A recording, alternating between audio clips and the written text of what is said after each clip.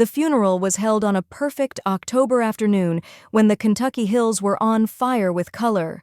The rolling lawns of Holloway Hollow, the 1,200-acre horse and bourbon estate outside of Lexington, looked like a painting no one would dare hang in a museum for fear it was too beautiful to be real. White tents fluttered in the breeze. Black limousines lined the gravel drive like a funeral procession of glossy beetles. The scent of wood smoke and wet leaves drifted across the paddocks where the Holloway thoroughbreds watched everything with dark liquid eyes. Inside the largest tent, 300 people wore mourning so expensive it looked like celebration. The men were in charcoal and midnight blue suits cut close to the body. The women wore black silk and diamonds that caught the low sun and threw it back like accusations. They spoke in the hushed, reverent tones reserved for the passing of kings. Victor Holloway had been exactly that, the undisputed king of American bourbon. And now he was gone. Heart attack in the barrel warehouse at 72, still wearing his old brown barn coat and carrying a thief in one hand. His widow stood at the front of the tent in a simple black dress that cost more than most people's cars. Maya Holloway was 65, silver-haired, small-boned, and possessed of the kind of beauty that only deepens with age, the kind men stop noticing because they are too busy trying to look important. She had been Victor's second wife for 26 years. To the old guard, she was the California girl. To Victor's 3 children from his first marriage, she was the trophy, the decoration, or in private moments, Dad's midlife mistake. They stood together now, those children, tall, blonde, and furious beneath their practiced grief.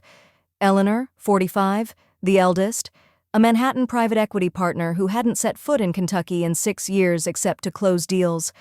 Preston, 43, the middle son, a Los Angeles entertainment lawyer who smelled faintly of cologne and resentment. And finally Grant, 39, the baby, the one who had stayed closest to the business, the one everyone assumed would inherit the throne. Grant wore his grief like a tailored suit, 2 sizes too small. He kept touching the knot of his tie, as though tightening it might keep the world from spinning off its axis. Maya felt their eyes on her the way one feels heat from a distant fire. When the minister finished, the crowd moved toward the long tables of food: country ham biscuits, beaten biscuits with Benedictine, tiny Derby pies, and, of course, the bourbon.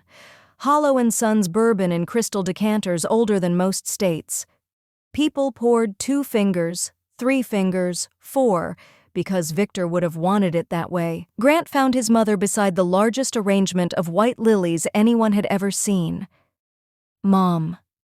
His voice was low, almost intimate, the way men speak when they are about to be cruel and want no witnesses. We need to talk about the future. Maya turned slowly. The lilies smelled like a funeral parlor and money. Of course, darling, she said, soft as ever. There's plenty of time. No, Grant said, leaning closer. There isn't. Tomorrow the board meets. I'm taking over as chairman and CEO. It's what Dad wanted. He smiled then, the same smile he used on juries and investors, a smile that said, I have already won, and you are simply late to the news. Eleanor and Preston drifted over like sharks, scenting blood. Mom, Eleanor said, placing a manicured hand on Maya's shoulder, you've had a terrible shock. You should rest. We've arranged everything. You'll keep the big house, of course, and a generous allowance. More than generous. You'll never have to worry about a thing. Preston gave a little chuckle. We're even keeping the guest house for your friends from California. Though I doubt they'll visit now that Dad's gone.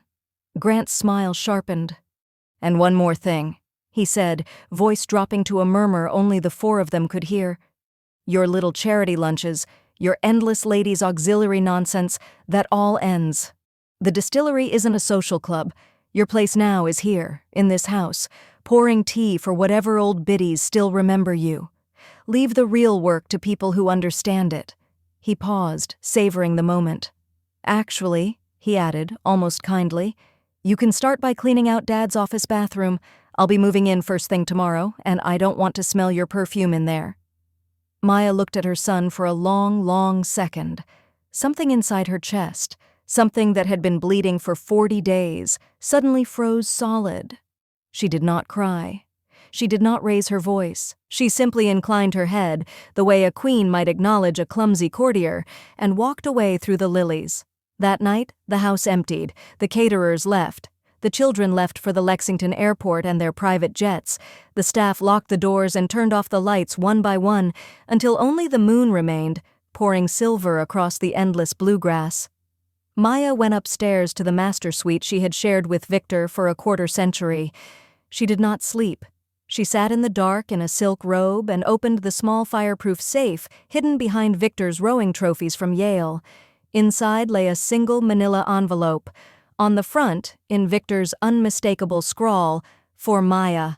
Only if they forget who you are." She had known it was there. She had never opened it while he was alive. She opened it now. Inside were 2 documents. The first was a codicil to Victor's will, signed, witnessed, and notarized 6 months before his death. One sentence written in plain English: "Upon my death, 100% of the voting shares of Holloway and Sons Distillers Inc., including all family reserve barrel inventory, trademarks, and intellectual property, shall pass to my wife, Maya Lynn Holloway, in fee simple absolute." The second document was a letter in Victor's handwriting. "My darling girl, if you are reading this, those spoiled vultures I foolishly called children have shown their true feathers. They think Bourbon is a spreadsheet. They think legacy is a line item. They are wrong. You are the only person I ever met who understands that Bourbon is memory in liquid form. You remember every Cooper's wife's name, every Stillman's child's birthday, every farmer who ever sold us corn. You are the soul of this place. Take it back. Take it all back. And if they fight you, remind them that every drop aging in those rickhouses belongs to you now. Every single drop. I should have done this years ago. Forgive me for waiting until I was dead. All my love, forever, V." Maya read the letter twice. Then she folded it, placed it against her heart, and for the first time since Victor collapsed among the barrels, she smiled. The next morning, at 8:57 a.m., Grant Holloway strode into the executive lobby of Holloway and Sons Distillers like a man walking onto the set of his own movie. He wore a midnight blue suit, a white spread-collar shirt, and the smug expression of a prince who had finally murdered the king. The receptionist, a woman named Dolores who had worked there since Grant was in diapers, stood up. "Morning, Miss Dolores," Grant said grandly. "Black coffee, no sugar, and tell security I want Dad's my office cleared of personal effects by noon." Dolores did not move. "Something wrong?" Grant asked, smile tightening. "Mr. Grant," she said carefully, "Mrs. Holloway is already here. She's waiting for you in the boardroom." Grant laughed out loud. "Mom's here? Perfect. I'll handle it." He pushed through the double doors expecting to find his mother clutching a box of Victor's old pipes, perhaps weeping prettily. Instead, he found Maya seated at the head of the long walnut table, sunlight pouring across her shoulders like a spotlight. In front of her was a crystal tumbler with 2 fingers of 30-year-old Holloway Reserve. On the table lay the codicil and Victor's letter. 10 board members sat in stunned silence. Most of them had been with Victor for 30 or 40 years. They looked like men who had just seen the dead rise and pour himself a drink. Grant stopped in the doorway. "Mom, what is this?" Maya lifted the glass, inhaled the aroma the way Victor had taught her, caramel, oak, vanilla, smoke, memory, then took the smallest sip. "This," she said, voice soft as Kentucky rain, "is the rest of your life changing in the next 5 minutes." She slid the codicil across the table. Grant snatched it up. He read fast, lips moving. The color drained from his face so completely he looked like a marble statue of himself. "This is fake," he whispered. "Call the notary," Maya said calmly. "Call the law firm. Call every lawyer in Kentucky if you like. It's real. 100% of the company is mine. All of it. Including the family reserve barrels, every single one you children used to pose in front of for Instagram." She stood. She was tiny, 5'3" in flats, but in that moment she filled the room like cathedral bells. "Grant," she said, "you are fired. Eleanor and Preston will receive the same news by text within the hour. Your father's personal estate is divided exactly as the public will states. You'll be comfortable, but this company, this distillery, these rick houses, the soul of Holloway Bourbon, belongs to me now." Grant's mouth opened and closed like a fish drowning in air. "You can't," he finally managed. "You don't know how to run a distillery." Maya smiled, the same smile she used when someone at a dinner party asked if she worked outside the home. "Darling," she said, "I have been running it for 26 years. I simply let your father stand in the photographs." She turned to the board.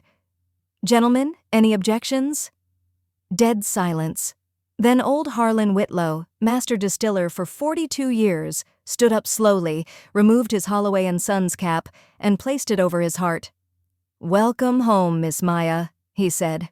One by one, every man in the room stood. Grant backed toward the door. He looked suddenly very young and very small. "This isn't over," he hissed. Maya lifted her glass in a small salute. "Yes, Grant," she said. "It is." He ran. By noon, the news had spread across Kentucky faster than wildfire in August. Phones rang off hooks in Frankfort, Louisville, Bardstown. Text messages flew between coopers, farmers, truck drivers, liquor store owners. Maya Holloway, the quiet widow everyone had pitied, now owned the most prestigious independent bourbon brand in America.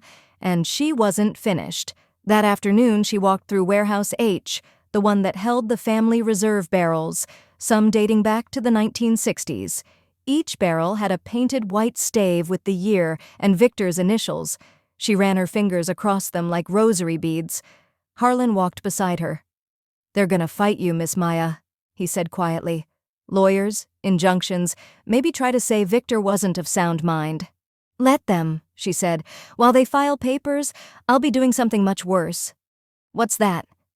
"I'll be reminding every person who ever touched a Holloway barrel, who kept them employed when prices crashed, who sent their kids to college, who sat up all night in the hospital with their wives." She stopped at barrel number 1974, the year she and Victor met. "Harlan," she said, "call every master distiller in the state. Tell them Maya Holloway is hosting a party next Saturday night. Black tie. Bring your families. We're tasting the new family reserve and we're writing the next chapter together." Harlan grinned so wide his cheeks hurt. "Yes, ma'am." The party was held in the oldest rick house, the one built in 1893 with limestone walls 2 feet thick. String lights hung from the rafters. Long tables groaned under the weight of country ham, cornbread, burgoo, and every imaginable Holloway expression ever bottled. A bluegrass band played on a makeshift stage. Children ran between the barrels shrieking with joy. Maya wore a simple emerald green silk gown the color of a bourbon barrel after 30 years. Around her neck hung the single barrel key Victor had given her on their wedding day. Every distiller, cooper, farmer, and liquor store owner in Kentucky was there. Some had driven 6 hours.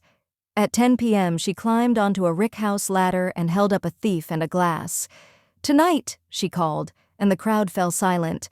"We are not mourning. We are remembering, and we are choosing the future." She drew a sample from a barrel marked MH 2025, Maya Holloway, her very first solo selection. She poured it into glasses passed hand to hand until every person in the warehouse held a dram.